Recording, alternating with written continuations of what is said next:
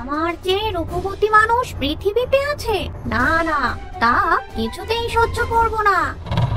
আছে, আর সে হলো রাজা বিজয়ের ছোট মেয়ে সুবর্ণা। ওই রাজার মেয়ে আমার চেয়ে রূপবতী হবে কেন? তার এই রূপ আমি চিরদিনের জন্য বিলীন করে দেব।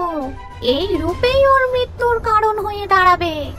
এমন করো না ডাইনি, ওকে হত্যা না করে বরং আমাকে যেমন তুমি তোমার প্রাসাদে বন্দি করে রেখেছো, তাকেও এই প্রাসাদে বন্দি করে রাখো।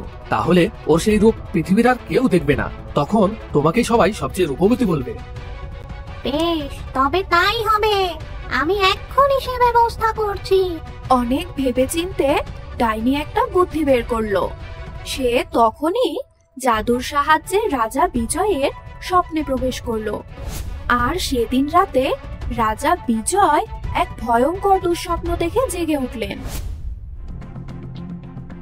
কি হয়েছে মহারাজ, এভাবে চমকে উঠলেন কেন? বন্ধুরা, পরের পার্ট দেখতে হলে ভিডিওটিতে লাইক করে চ্যানেলটি সাবস্ক্রাইব করে দাও।